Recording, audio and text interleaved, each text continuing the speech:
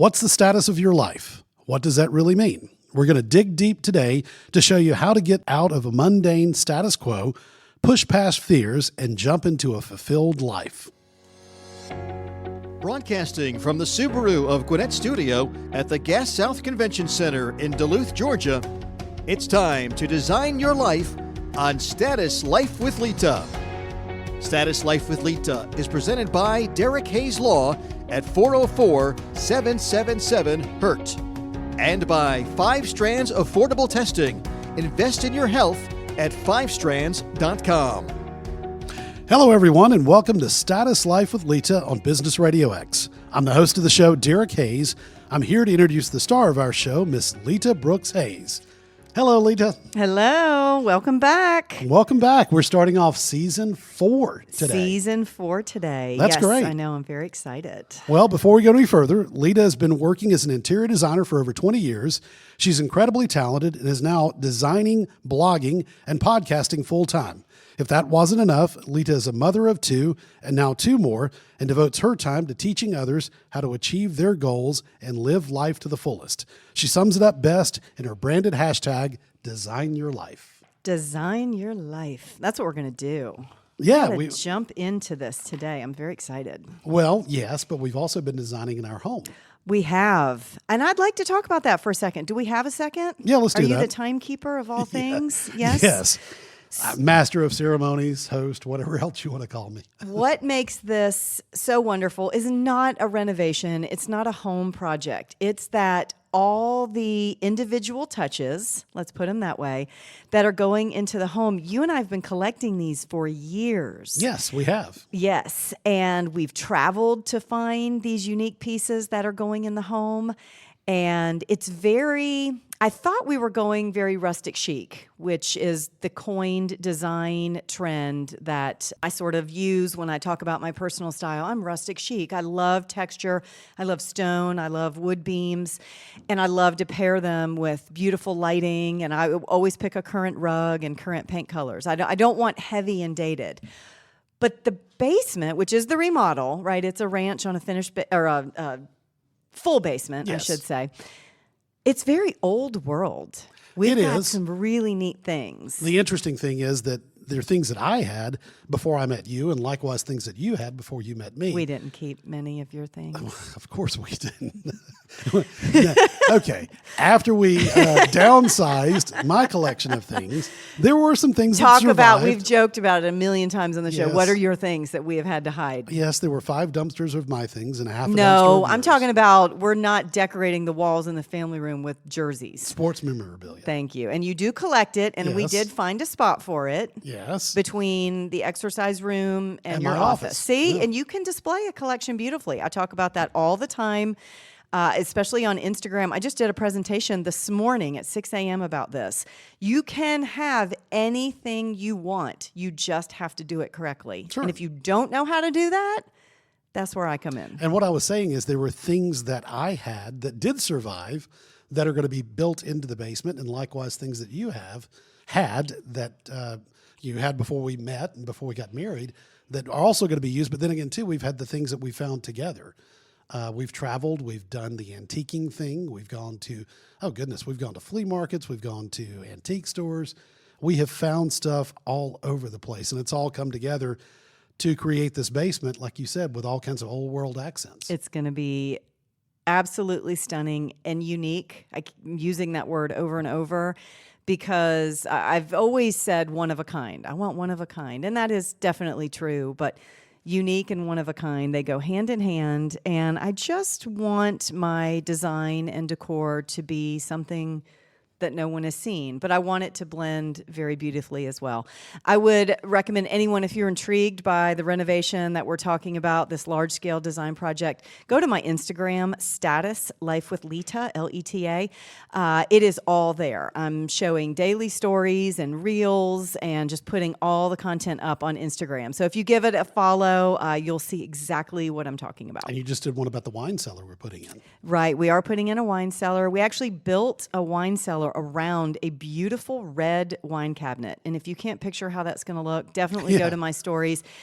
Derek, I found an old iron door, and I texted Derek a picture around Christmas, not even thinking about Christmas. And I said, wouldn't this look cool in the basement? And of course, Christmas morning, that's what I got. Among other things, you didn't just get a door. No, it's gorgeous. I'm happy with a door. Give a designer an iron door. That's fabulous. And currently, we just got a text right before we went on air. It's being installed. Oh, it is? It I is. didn't know that. Yes, Okay. they are installing it, and the stonework is going around it. So tonight, we may have another completed project to put Sweet. out. Yes, I know. I get so excited Well, about design. Along the same lines, your excitement over a door. So for Mother's Day, I can't think of many other guys that would ever say this, but for Mother's Day, you asked for one thing. A nail gun. Yeah, well, A nail gun. How many I have moms a ask for a nail gun? project. I have lots of projects, but Yes. I have to finish our half bath. So You got a nail gun. I for got a Mother's nail Day. gun. I want to put the trim up. I want to do it. I'm not a DIYer. I love a good project. I love to paint. I love to create. My biggest constraint is time. But I want to try to tackle this bathroom. And I a nail want to gun will speed it learn up. how to use the saw and the nail gun. And so that thank will speed you. it up for sure. Thank you. All right. Well, a lot of other things we I need know to talk we about today. do, So, and it's so fun though. and I Okay. do want to kind of transition from that because you've been through a lot of changes, life changes with us getting married, the home, the renovations, all those things.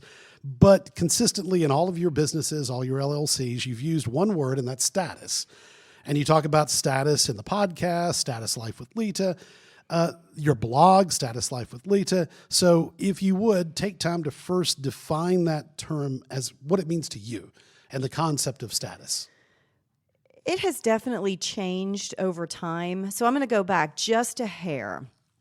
And when I was creating my first corporation, and that is Status Design Studio. That's my interior design firm. I have a partner. Her name is Nicole. She's a fabulous and insanely talented interior designer. And we would meet, we were both pregnant, and we would meet for lunch dates, and we kept coming up, I call it think tank, right? When you just brainstorm, and we came up with all these action words, and we were trying to think, what's design? We had luxe, we had elite, we had status. Status, if you use us, we're gonna elevate your status. Okay, I mean, that's one way to think of it, and that is what we named the design firm, and it was Status Design Studio. But over the years, it really changed because I'm not here to elevate anything. It's not me, right? I'm not I don't think I'm a pretentious person. I think I'm very down to earth. I prefer to buy old, cool stuff at flea markets and consignment stores. And while all of that has a place in design, and I can create some absolutely beautiful spaces, I'm not high end and I'm not modern. And taking that to now, where that word and why I continue to use it, this is Status Life with Leta. The number one question I ask, whether you go to my blog, if you go to, the fine print here on this podcast, it says, ask yourself, what is the status of your life?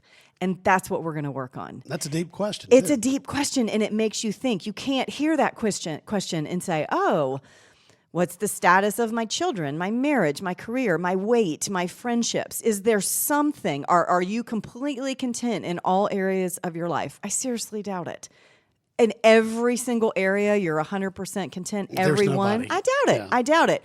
So what are the things that you want to dive into and you want to change? That asks, what is your status? And status quo, that is the mundane. That is the everyday, that is just going through the motions. And so status became, do you want to sit in status quo, or do you want to dig in and design your life? And designing it truly means making the changes to have more adventure, have more happiness, have more time. We're going to talk about this a lot, but for me, I had all those things. I met you, I had a wonderful relationship, great kids. I didn't have time. So if you would have asked me, what's the status of your life? My go-to answer was, oh, I'm so busy. I'm so busy. I would sit in this podcast chair every week and go, I'm so busy. I was always so rushed. Overcommitted. Everything was so frazzled. Even my bio would take you 3 minutes just to spit it out because I had so much going on. So again, we're going to dig more into what that actually meant and why I was doing that. That's part of the show today.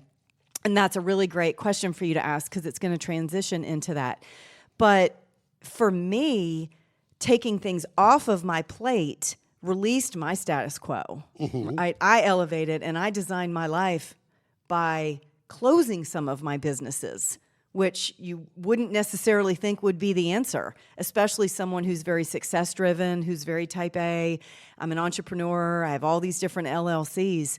I had to free up my time. That was my step to So it was design. more or less cutting back on some of the mundane, routine things, alleviating those, and then adding things that were not considered to be mundane and routine, and kind of taking a deeper jump into things that you might not have done otherwise. Laundry.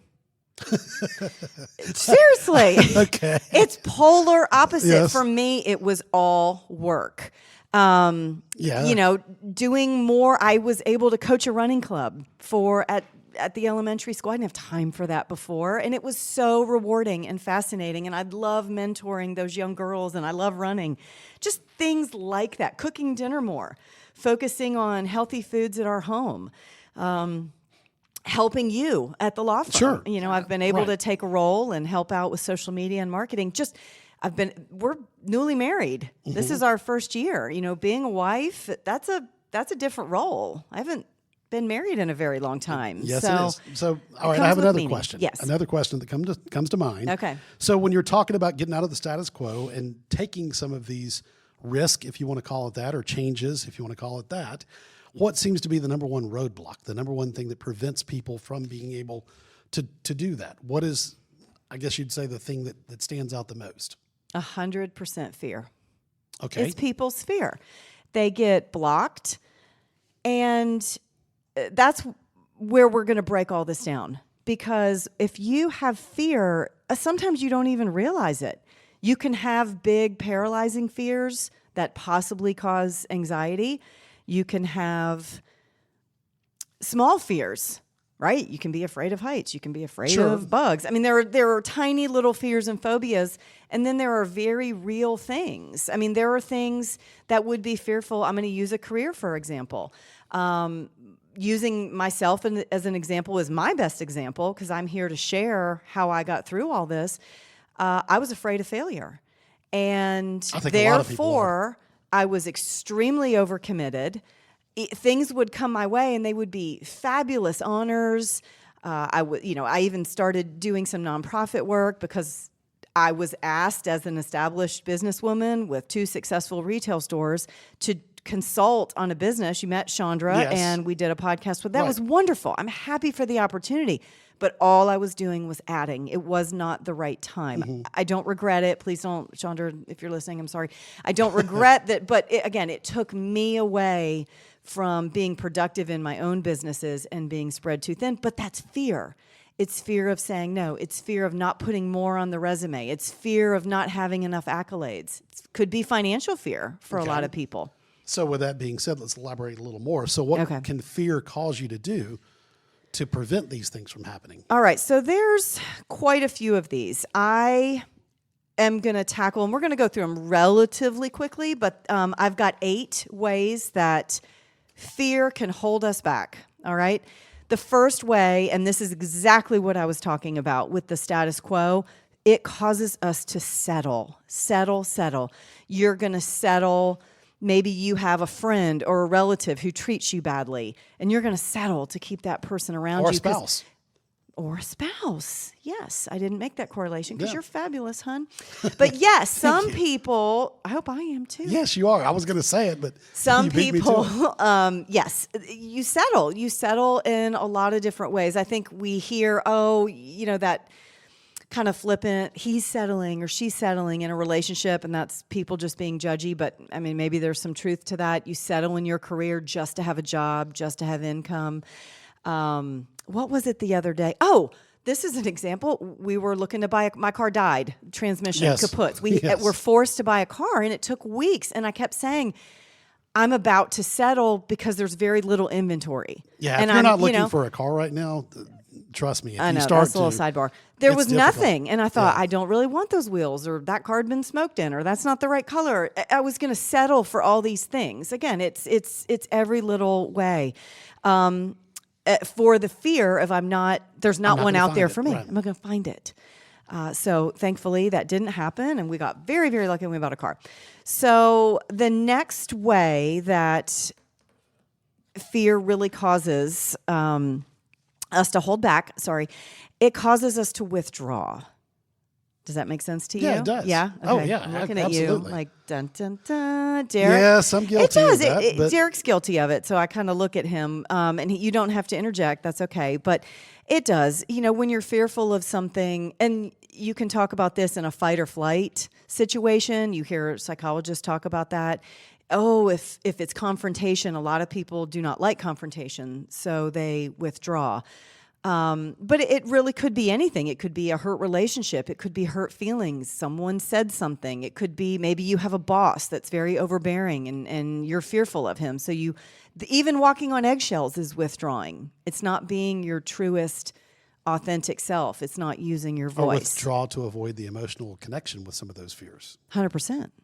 100%. See, I threw something in there that was good. Would you like to interject a personal story about No, withdrawal? no, Derek? we'll get to that in the second Okay. half of the podcast. Okay. but- All right. You do the next one. So it causes us to procrastinate. I was going to read it, but I was going to take a few minutes before I did. It causes Took us you a to second to say it there, pal. procrastinate. Yeah. Yes. It does. It causes you to procrastinate. And I know I'm guilty of this. My biggest procrastination, and this is back going into business, is accounting. I hate it. And I hate it because agree. I don't understand it. Someone asked me on the podcast a couple shows ago maybe it was on the Celebrating Powerhouse Women that I did through this Business RadioX platform. What would you go back? What could you go back, teach yourself, learn? 100% I would have taken some accounting classes in school, because now I own multiple businesses and I am self-taught and I procrastinate. I mean, years And behind. I think we all procrastinate from that standpoint because it takes time.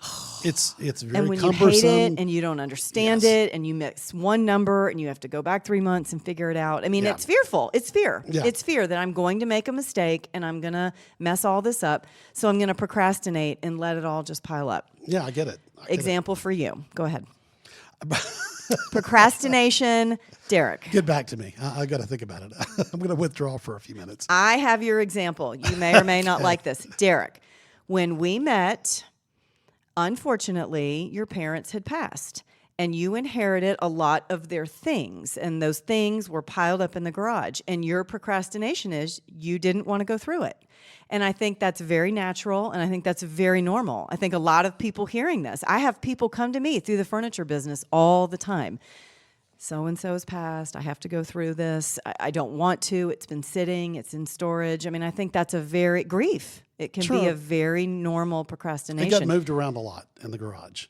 Yeah. From one side to the other, and then another, Yeah. and then in the house, then out, back in the garage. So Perfectly yes. normal, but not wanting to touch those things and feel those memories. And I perfectly understand. But in essence, it's procrastination. It's also some level of closure when you finally get through all that. Okay, it's done now.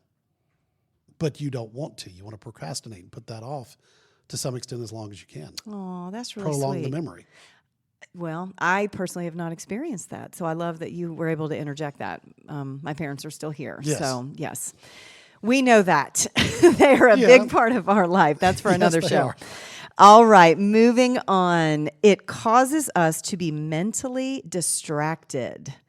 I think nowadays that's huge with cell phones, and that can go right into procrastination. I think all of this is definitely can be lumped together. Like, think about if you're stressed out, what's the number one thing that people will go do? Oh, something that's mindless. Yeah, Playing a game. scroll on Instagram, play a game, Instagram, Facebook, any social media, really. Watch videos, watch reels. I mean, you just want to unplug. You'll tell yourself, oh, I'm just going to do this for a couple of minutes and take my mind off of whatever I'm dealing with. But then 30 minutes later, you look up and go, man, I'm still playing Words with Friends Yep, or Angry Birds or whatever the game may be. yep, absolutely. So All next, right. Next one. This is a biggie, and this is the one that I led with, so I'm not going to spend too much time on it, but it is the fear of failure. Fear, right there in the number one. A lot of people, especially if you've gone out and the business is yours alone, maybe you just have a high position and you have a lot on your shoulders and you don't want to fail in front of a team or a boss or really no matter what that position is.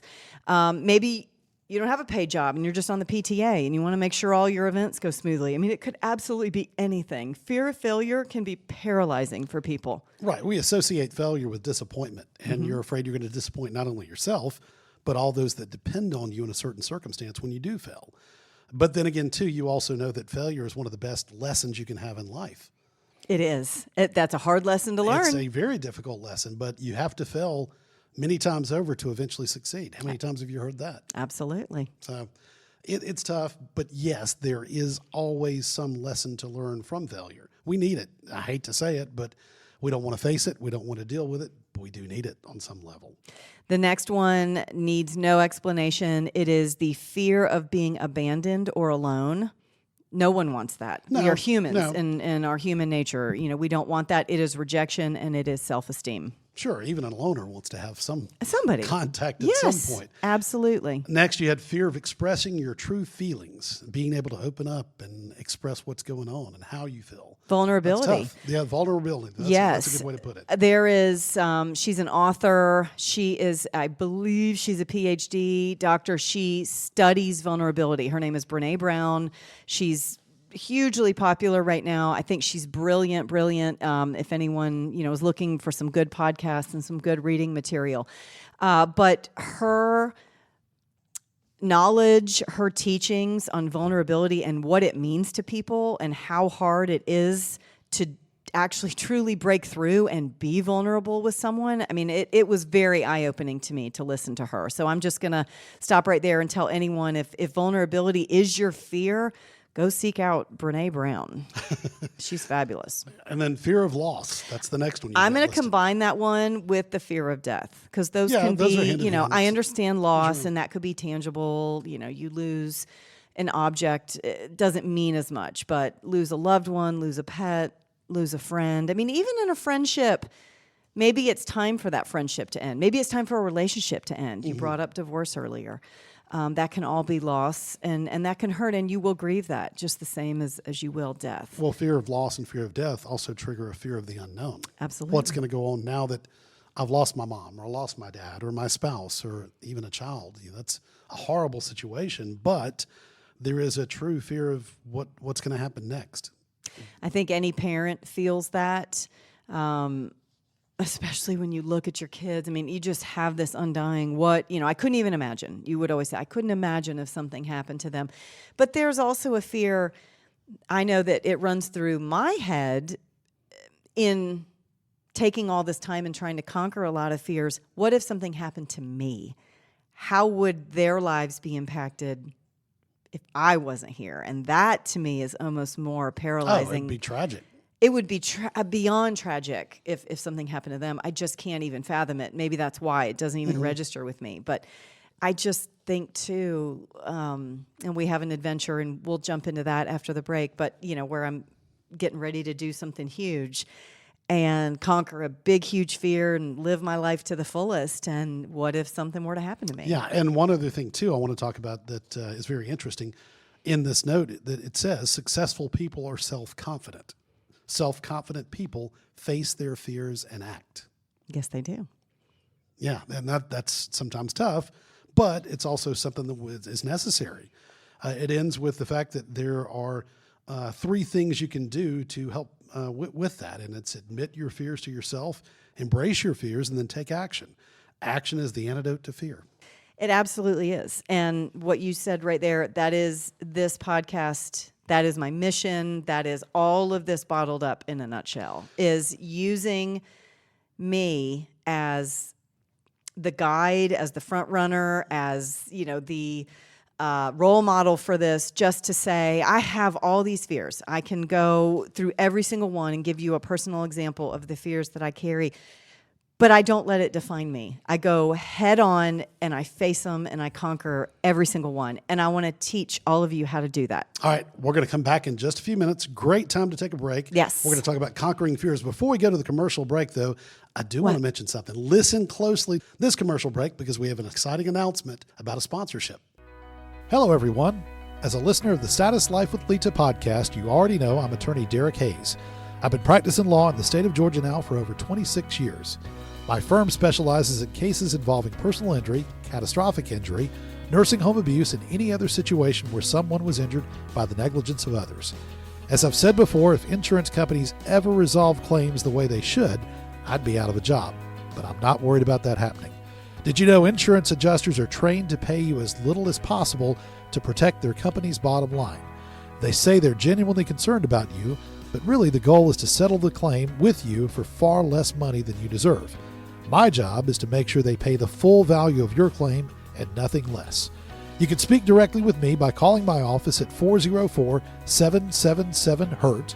Visit my website at derekmhayes.com or check out my social media platforms on Facebook, Twitter, and Instagram. And be sure to catch my podcast, Injury Insider with Derek Hayes, wherever you enjoy your favorite podcast. I look forward to speaking with you. Tired of experiencing bloating, eczema, diarrhea, or weight problems? Get to the root cause of your dietary discomforts with 5 strands affordable testing. No need to schedule time off work. Just collect and send in 5 strands of your hair to see how intolerant your body is responding to over 600 common food items. Intolerance reactions are not life-threatening like allergies, but are responsible for most daily discomforts. Achieve your dietary and lifestyle goals by visiting 5strands.com and ordering your at-home collection kit today. Well, the exciting news is, Leta, We are welcoming 5 Strands Affordable Testing as our new Status Life with Leta podcast partner. Yay! the studio audience is now Studio doing the audience, wave. where's Mike? clapping. There he is. There There's they are. our, Mike got to it. Okay. Yeah, and also, too, I want to refer back to the podcast we've done with them because we've done 2 terrific we've done 2 shows with them, one in podcasts. season 2 and one in season 3, and they are phenomenal. The testing, I cannot say enough about it. We have tested our whole family. You and I have done the vitamins and minerals testing. It was extremely eye-opening. It's changed the way that I eat now. Yeah, and it does teach you about the foods that your body is sensitive to, those foods that you might want to stay away from. I've learned a lot, and we've used, actually, too, we've had discussions at home about our testing and our results and what's good for you and what's good for me. And there's a lot that's the same, but there are a lot of things that are not good for me that are good for you, and likewise, things that are not good for you. And we eat very different anyways. We do. So that was, and I think Lisa, in season 2, she said your body will gravitate towards the foods that you are, you don't have an intolerance to. It's the opposite. And the terrific news was that my best food was lobster and filet mignon. Yes, and for me, it had to do with my son because he gets very, very bad headaches. So I was able to look at some of the foods that he was eating as on the days that he would get a headache and really start to pull some of those things out of his diet and watch his headaches get better. Even for yourself, you made a change too. I did. So I get my test back and I realized that I am intolerant to red wine, which is all I like. It explained a lot though too. It did, because one glass I'm usually fine, and I'm not a drinker. I'm not a heavy drinker, but sometimes you're watching a movie It's or a you're out with relaxation friends thing. and you want that second glass. Every time I go to glass number 2, I would wake up with a pounding headache. Usually need migraine medicine, and it was all the intolerance of the red wine because I'm fine on white. I don't like white wine. But it doesn't affect me. And that was huge for me. And you and I have gone to Napa. We're building a wine cellar. Like wine is Right. wine love is a it. thing, but not anymore. Sure, but it So- also proves the credibility of the test in the Absolutely, sense that yes. your test showed specifically that red wine caused you issues, and lo and behold, that explained. Welcome, 5 Strands. We are happy to have you on the Status Life with Leta platform, and we just hope that our listeners go to their website. It's the number 5, not 5 spelled out, 5 Strands Affordable Testing. Buy your kits. They're so easy. Pull out 5 Strands, send it to them. You'll get a 17-page report analyzing. And they're great people. Love them. Yep. Yes. All right, we got to get back to my show. Yeah, let's get back to the show because Okay. we took the break and we were going to come back and talk about conquering fears. So let's tackle that real quick. How do we conquer our fears? Do everything I do. Is that enough? I'm just kidding. And thanks, ladies and gentlemen. Come back next week. Just kidding. No. All right. How do you conquer your fears? The number one way, we touched on it before the break, and this is hard, and I keep going to those. I know there's anxiety, and I know that this is not going to be a replacement for anything that you need to talk to a psychologist or a psychiatrist or a psychotherapist. I am not a doctor. I am an inspirational person that uses these things I'm about to tell you to have a happier, better, more joyous, more adventurous life. And the number one thing I do is I tackle that fear head on. Yeah, that's the taking action. You can let the fear control you, or you can control the fear. I've heard that put it that way too. And I have plenty of fears. Plenty. I'm still afraid of failure. Yeah. You and I climbed a mountain and I could barely get down it. My knees were so shaky. I mean, there are, little fear, big fears and little fears. Right. There's a million things. But if you look at it and you absolutely tackle it head on, I like to ask myself the question, and my son, he does have an autistic diagnosis, very mild, but he has some irrational fears. He does struggle with anxiety. And I say to him all the time, and this is more about doing something, watching a scary movie, or he doesn't like to be scared, big roller coasters or tubing, or the fast go-karts where we were all having a blast and it was too much for him. He's just, a little, what's the word? Not shy, well, he's shy, but he's not a risk taker. Fear can get the best of him. And I say to him all the time, what's the worst that's going to happen? What's going to happen if you get on that roller coaster? He doesn't like that feeling. Sure. But once he does it, and I'll push him, I'm a push parent, I will push him hard, then he loves it. And then he'll want to do it again and again and again. But it takes that push, and that's a parent-child example. Because I'll force him to tackle it. And after he rides that roller coaster once, it's, hey, Mom, let's go back and do it again. Let's do it. Yeah, absolutely. The tubing, the scary move, anything that he's afraid of. And I know it's safe for him, and he can do it. There's no real risk. This is something that a normal teenage boy should be doing. Normal's relative. I understand that. But when his younger sister's doing it, let's go. Anyway, another example, head on. Right. And then educating yourself about those fears and the fears you have, and not shying away from acknowledging the fears you have. Because sometimes people can look at their fears and not learn about it, learn the risk, learn how to overcome it, a specific thing. You can come up with any example. Absolutely. I mean, there's an example of being on a plane.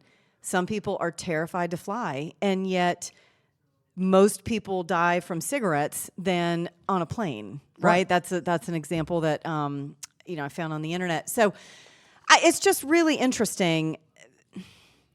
I don't know. The education part to me still goes back just to the realization and really looking at yourself. What is this rooted in? Let's say it's a relationship and your fear is this person's going to leave me, and you're starting to do things and act a certain way, and you're almost driving that person away out of your own fears. Where's that coming from? Did someone leave you before? Mm-hmm. Did you lose a spouse prior to this? Was it loss? Was it a parent? Whatever the case may be, there's got to be another place that fear is stemming from. Right, and it causes sometimes irrational behavior. Mm-hmm. Yep. So let's talk about another option, another way to conquer your fears. Yes. Sharing your fears with someone you trust. I think that's really important because we talked about vulnerability being a really big fear. Bottling everything up, keeping everything inside, that's just a big fear. And then you're going to have more withdrawal, and you could potentially have more anxiety. I mean, it's just going to compound the layers. You're not tackling anything head on. You have to have someone you can trust, a parent, a sibling, a friend. It doesn't matter. Maybe it's even your child, someone that you love. Tell them okay, here's what if it's, as a female, what if it's weight gain? What if it's menopause? I mean, we'll just go through things that people go through. You can confide these things. You don't have to just feel bad about yourself inside. Tell people what you're doing. Ask for help. tackle the problem head on. That is with the biggest exclamation point, no matter what it is. And that's something you and I have done quite a bit of, sharing our fears and our situations with each other from almost the very beginning of the relationship. It created the trust and it grew the trust. Yeah, absolutely. I think that's probably one of the biggest things for me. I don't know that I've ever shared this, but we were only a few weeks into even talking. I don't even know if you'd been around the kids yet. You know, we dated very, very slowly. And I remember we had chatted at night and we hung up, and I was doing numbers and I was doing accounting and I was overwhelmed. And I remember calling you back and you said, "Is everything okay?" And I was just sobbing. And I just felt this overwhelming friendship and trust with you that even if we didn't make it as a couple, because I didn't know where that was going to go, that you would help me, you would hold. I didn't mean financially. I just meant help. Talk to me. Walk through it. Walk through this. Just, I needed a sounding board. And I have 3 best friends who are like sisters, and they didn't know how bad I was struggling to make ends meet with the store at that time. We had lost all the carpentry revenue. You know, I mean, there was a whole million different things that I did. I had meetings, renegotiated the lease. I mean, but you helped me through every single one of those steps because I trusted you. I didn't trust anybody. My parents didn't know. My sister best friends didn't know. But we got through it. And that's the point too. I felt like I needed help. I felt like I was in over my head. I talked to a smart businessman who I thought could guide me through it. And we turned it into thriving. Yeah, absolutely. If you recall, too, we even went to a winery up in North Georgia. We did. And During COVID. During COVID. Nobody was there. That's right. And we sat, and they closed at like 6 o'clock or some relatively early time. And they said, "Oh, if y'all want to sit here and just hang out, we could. So they have a little courtyard area with tables and umbrellas, and we sat there for probably another 2 hours, 3 hours after they had closed, just us. We had a calculator and a notebook and pens, and we redid the store. We came back. We did. We redid all the numbers. Everything from payroll to... redid commissions, everything. Redid a floor plan. We're going to move. This is I mean, the whole thing. But I had to trust you, and I also had to face it. Had I not taken my biggest career, I'm afraid of failure, so I'm sitting in this, and I'm not telling anyone, and I'm worried, and I'm crying at night, and I'm probably not sleeping. All I needed was to ask for help and to figure it out. And it worked. So I hope everyone, if you're listening and you're an entrepreneur, that's probably the best advice I could give you. Well, let's stress that again. Share your fears with someone you trust. Absolutely. Big Talk one. through them. Yep. And then next, accept the truth, because sometimes the truth can hurt, but you do have to accept whatever that truth may be and use that to continue to conquer those fears. Last one, focus on the positive. That is huge in this, because fear is going to tell you everything negative. Fear is going to keep you stuck. Fear is going to make you, every time I ask that question, what's the status of your life? If you have a fear-based response and not a loving, positive response, it's really going to change the way that you're living your life. Are you going to walk forward with a big smile on your face and an adventure around the corner and something that you've conquered? Or are you going to possibly be lonely or withdrawn or, again, stuck in fear? I touched on clinical anxiety, and I know depression and anxiety are best friends. And I'm here to be uplifting. I'm here to be an inspiration. I'm here to give you some of my stories, personal, business, being a mom, and really tell you these are the things that I've done to conquer my fears. I have a story. It may sound so trivial, but this means a lot to me because, can we talk about KDA? Do we have a second? Yeah, please. Are you my timekeeper? I've been waiting for you to bring this up. We have not talked about this yet. So I am a kidney donor. I gave my kidney to my father in 2017. The studio audience is clapping again. Okay, cheering thank and you. screaming. I don't know. I don't take applause for that. You should. I know everybody says that, but it was like, oh, you saved your dad. Yes, I saved my dad, and that was the point of it. So KDA, Kidney Donor Athletes. And I found Kidney Donor Athletes on Instagram. I'm actually writing a story for them about a 25K that I had run a few years ago on one kidney. And they had an application process. And you, as a kidney donor, you could fill out this lengthy application. And if you get selected, they're taking, I believe, 20 kidney donors from across the United States. If you are selected, you will fly to Guatemala and you will summit 3 volcanoes in Guatemala with 20 other kidney donors. It's 3 and 5 days, right? Yes. And the mission is, the reason, like, okay, well, that's amazing. Why would you want to do that? Because KDA wants to show everyone out there that there are over, I believe, 300,000 people waiting for a kidney. Most of those people are going to wait. There are not that many cadavers for the amount of people that are waiting. There are not that many living donors. A lot of families do not have matches, and they are waiting. They have sick children, sick loved ones. And I'm telling you, dialysis is not a way of life. It is very painful for your loved ones. We are the athletes.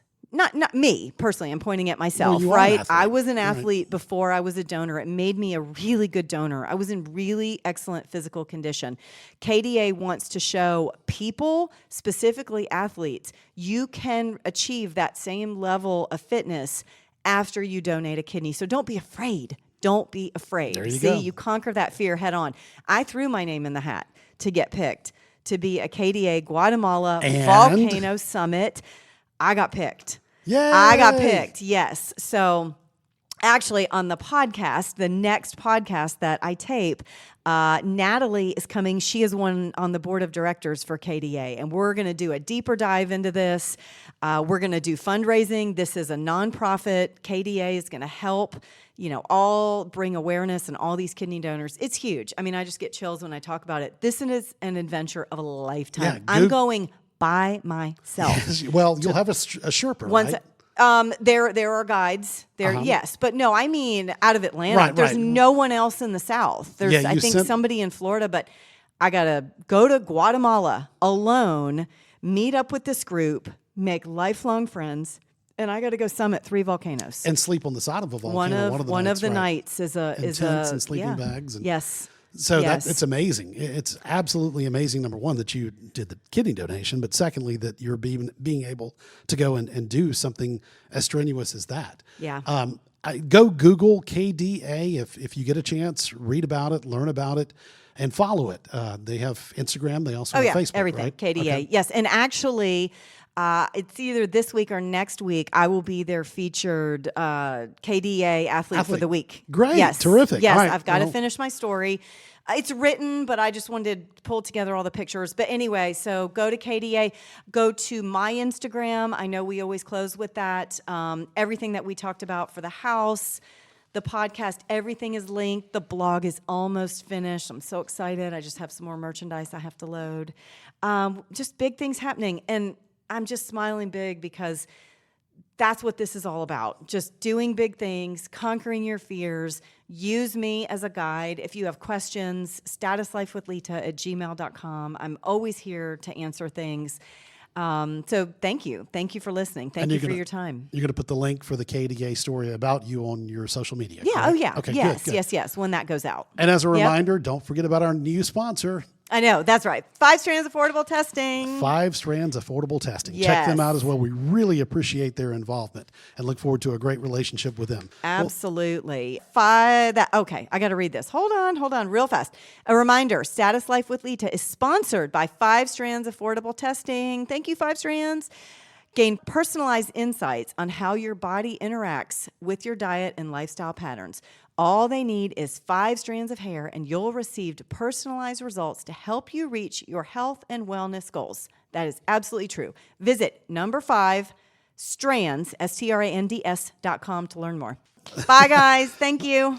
Well, thank you again very much for joining us on Status Life with Leta, presented by Business RadioX, Derek Hayes Law, and 5 Strands Affordable Testing.